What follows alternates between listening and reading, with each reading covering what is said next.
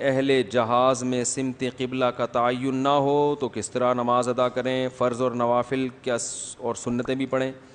دیکھو، جہاز میں جب سفر ہوتا ہے تو پہلے سوچ لیا کرو کہ جہاز کہاں سے کہاں جائے گا، اس حساب سے خود قبلے کا تعین کر لیا کرو۔ میں پتہ ہے کیا کرتا ہوں، جیسے بھی ہم آسٹریلیا میرا سفر ہوا تو میں نے ورلڈ میپ میں دیکھا کہ آسٹریلیا کے لیے جہاز کا رخ کدھر ہوگا۔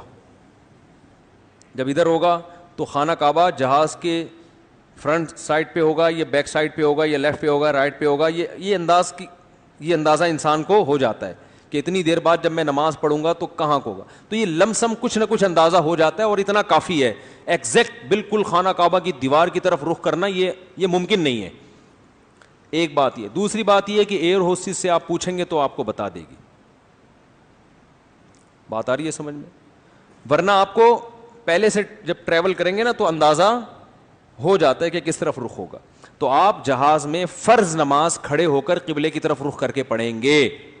سمجھ رہے ہو کہ نہیں سمجھ رہے؟ اور اکثر جہاز کا عملہ نماز پڑھنے دیتا ہے، میرا تجربہ یہ، خاص طور پر جو غیر مسلم کنٹریز ہیں ان کے جہاز تو اکثر اجازت دے دیتے ہیں۔ سمجھ رہے ہیں؟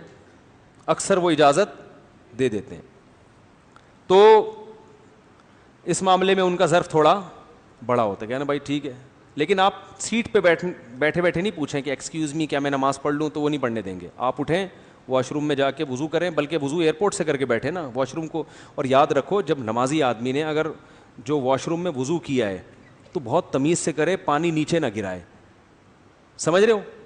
اگر پانی نیچے گرا ہے تو ٹیشو سے اس کو صاف کریں، کیونکہ وہ وضو کی جگہ ہے نہیں۔ کوئی ایسا کام نہ کریں کہ کل وضو پہ بھی پابندی لگ جائے۔ پینڈوؤں کی طرح جا کے وضو کر رہے ہیں، پورا تالاب بنا کے باہر آ رہے ہیں، وہ کہتے ہیں یار یہ مسلمانوں کی وجہ سے ہم ڈسٹرب ہو رہے ہیں۔ تو میں جب جہاز میں وضو کرتا ہوں تو اتنی کوشش کرتا ہوں اتنی تمیز سے کہ پانی ذرا بھی نیچے نہ گرے، اور اگر گرتا ہے تو میں خود ٹیشو سے اس کو اچھی طرح خشک کرتا ہوں۔ یہ میرا معمول ہے کہ باہر نکلیں تو واش روم بالکل اسی طرح ان کو ملے جیسے پہلے تھا۔ اس میں یہ نہیں کہ پورا ایک وہ بنا ہوا ہے، تالاب بنا ہوا ہے وہاں پہ، وہ تو یہ آپ خود اپنے اوپر پابندیاں لگواؤ گے نا۔ تو تمیز سے آپ وضو کر کے آئیں، ایئر ہوسٹس سے پوچھے بغیر، پیچھے جگہ ہوتی ہے، چادر بچھائیں، مختصر سی 2 رکعتیں پڑھیں، وہاں پوری ڈیٹیل سے تفصیل سے نہ شروع کر دیں، کھڑا ہوا ہے بالکل، کیونکہ وہ ڈسٹرب ہوتا ہے عملہ ان کا آنے جانے میں۔ تو کوئی بھی ایسا کام نہ کریں جس کی وجہ سے بعد والے نمازیوں پہ پابندی لگے، وہ کہیں یار ان کی نماز کی وجہ سے ہمیں ٹینشن ہوتی ہے۔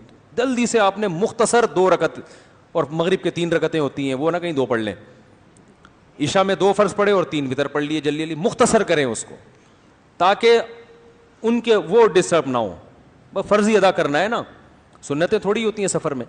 تو آپ نے سفر میں ہاں کہیں اسٹے کر رہے ہیں تو پھر سنتیں ہوں گی، تو آپ نے جلدی سے 2 رکعتیں پڑھ لیں، اور پھر وہاں بیٹھ کے لمبی لمبی دعائیں مانگنے کی بالکل بھی ضرورت، بولو نا یار، نہیں ہے۔ یہ سب چیزیں میں نے اپنی آنکھوں سے دیکھی ہیں، لوگ کرتے ہیں، کھڑے ہو جائیں گے پوری ڈیٹیل کے ساتھ، وہاں گھر میں تمیز سے نماز پڑھتے نہیں ہیں، یہاں پتہ نہیں کیا ہو گیا، پھر بیٹھ کے دعائیں مانگ رہے ہیں، وہ بار بار جہاز کا عملہ ڈسٹرب ہو رہا ہے۔ وہ بھائی جلدی سے پڑھو، سلام پھیر کے پتلی گلی سے نکلو۔ تو اس طریقے سے کریں گے تو کوئی بھی آپ کو نہیں روکے گا، لیکن پھر بھی اگر روک رہے ہیں تو مجبوری ہے، پھر سیٹ پہ بیٹھے بیٹھے فرض پڑھ لیں، کیونکہ پھر قبلہ رخ ہونا سیٹ پہ ممکن نہیں ہوتا جہاز میں۔ لیکن پھر احتیاط اسی میں ہے کہ اس نماز کو دوبارہ لوٹا لیا جائے۔